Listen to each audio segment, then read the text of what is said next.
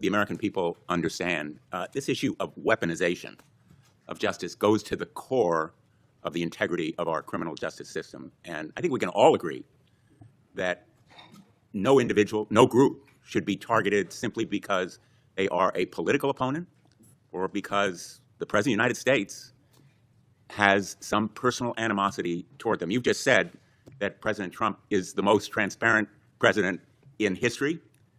Tragically and chillingly, you may be right when it comes to criminal justice, because far from ending weaponization of justice, I am not going to discuss any conversations I have or have not had with the President of the United States. You're an attorney, you have a law degree, and you know that I'm not going to do that. I also find it fascinating, because I'll keep fighting to ensure that law enforcement and the judicial process move forward without political interference.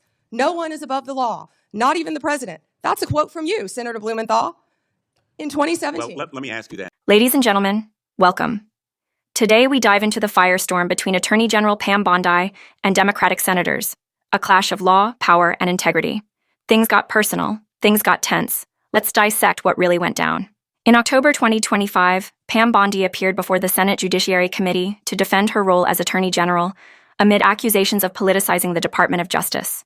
Democratic senators pressed her on multiple fronts: her relationship with former President Trump, her alleged influence over prosecutions, and controversies around investigations of Jeffrey Epstein and the National Guard deployments. From the start, the hearing was marked by sharp exchanges. Bondi, known as a former state attorney general and career prosecutor, vowed she would not be bullied by her questioners. 1. On impartiality and conflict of interest.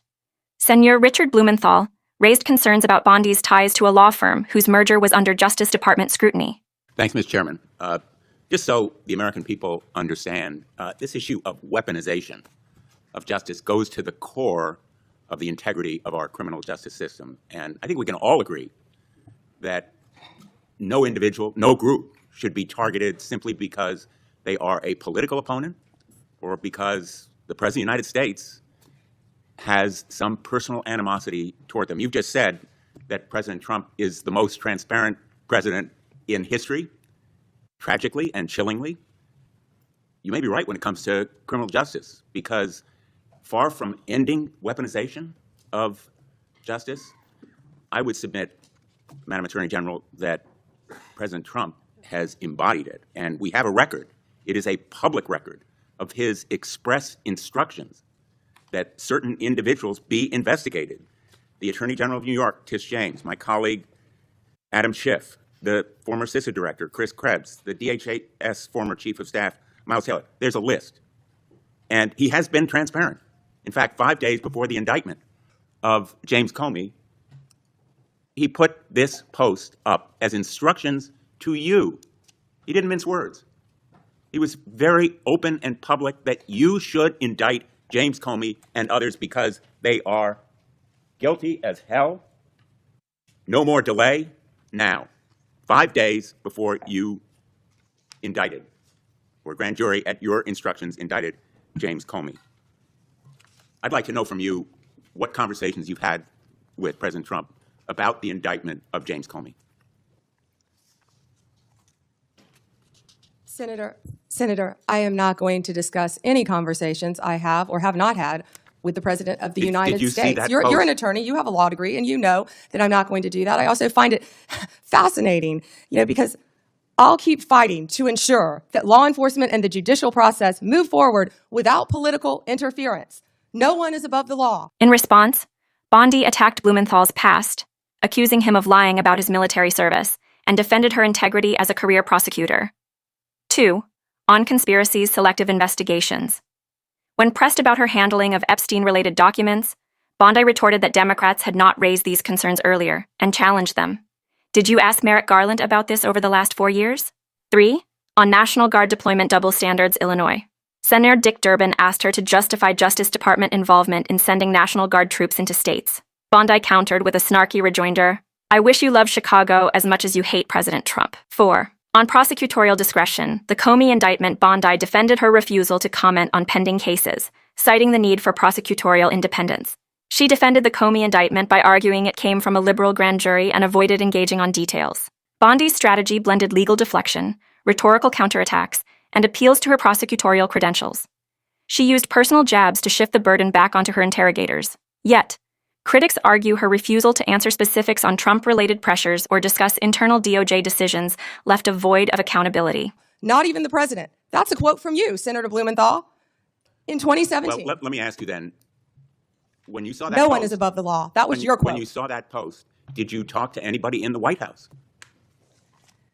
I am not going to discuss any conversations I have, nor any investigations, nor you are unwilling to tell pending this committee cases. about conversations with the White House And if I may James continue, Comey's indictment. and if I may Let me continue, show you a picture. James Comey was indicted by one of the most liberal grand juries in the United States.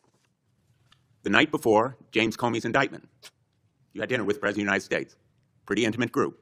Actually, there were a lot of people there that night. That's a great James picture. Comey discussed at that dinner? I love that picture. That's a great picture. And there were a lot of people there that night. I think the entire cabinet was there. Did you discuss James Comey with the President of the United States? He was sitting just to your left. Well, 2 seats down. Yes, 2 seats down. And I am not going to discuss any I'm going to take conversations that I've as had a or yes, not have with the President of the American United public States. is entitled to know, Madam Attorney General. The entire cabinet whether was at that you dinner, took too, instructions from President Trump after he told you very directly to indict James Comey, which is weaponization of the Department of Justice. I want to agree with my colleague. Meanwhile, Democratic senators used visual aids, photos, records, to try to corner her on connections and past actions. One factual tension, she characterized Trump as the most transparent president, dismissing claims that his influence over DOJ was undue. Another, her reference to the grand jury in Comey's indictment suggests selective framing. Grand jury composition is not inherently partisan, but presenting it as such is a rhetorical device. Bondi's approach endeared her to supporters who view strong pushback as strength. But for skeptics, it raised red flags about evasion under pressure.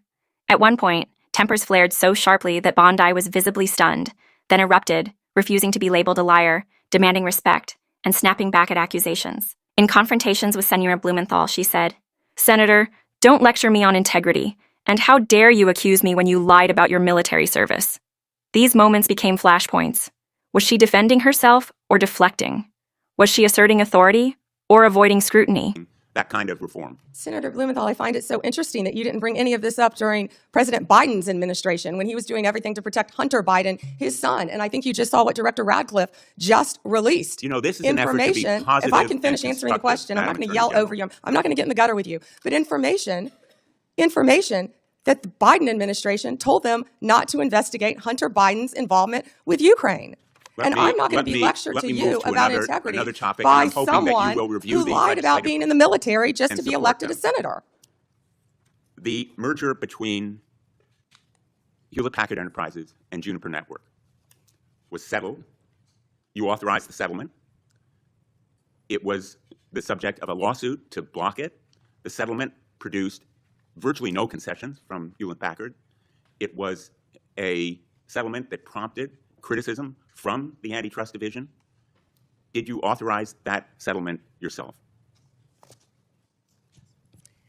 As I stated earlier, Gail Slater is doing an incredible job running the antitrust unit. And as I stated earlier, that is still a pending matter. As you should know with a law degree, that all mergers. If I can finish answering the question. I'm going to, if I could finish. No, I'm answering the question. Because my time is limited. No, well, then don't ask me a question.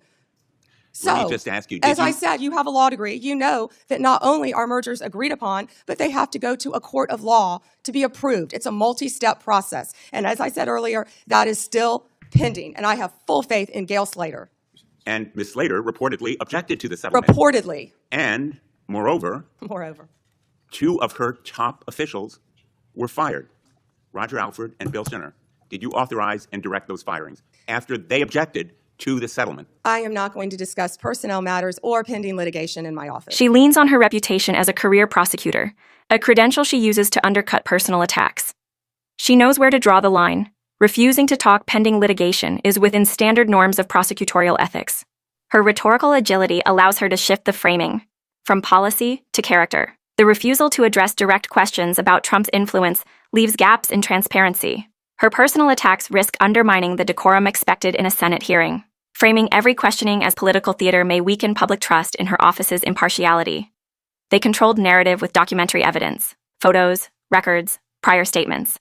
By pressing on inconsistencies, They forced her into defensive corners. They steered the hearing toward issues of public accountability, not just partisan point scoring. Some lines of questioning veered into ad hominem or got sidetracked by counterattacks. The constant interruptions and crosstalk sometimes masked substantive policy insight.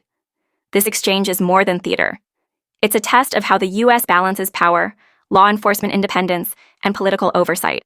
If an attorney general deflects too much, the public may lose faith in an independent justice system. If senators overreach, they risk weaponizing oversight. Public trust, after all, is built on clarity, accountability, and consistent standards. And observers will judge whether Bondi's performance strengthened or weakened that trust. In the media afterward, commentators parsed every clap, every refusal, every quip. This hearing will likely be a reference point for DOJ oversight debates for years to come. So here's the question for you, to leave you thinking. If an attorney general must sometimes refuse to answer to preserve prosecutorial norms, then where is the line between necessary discretion and unacceptable secrecy?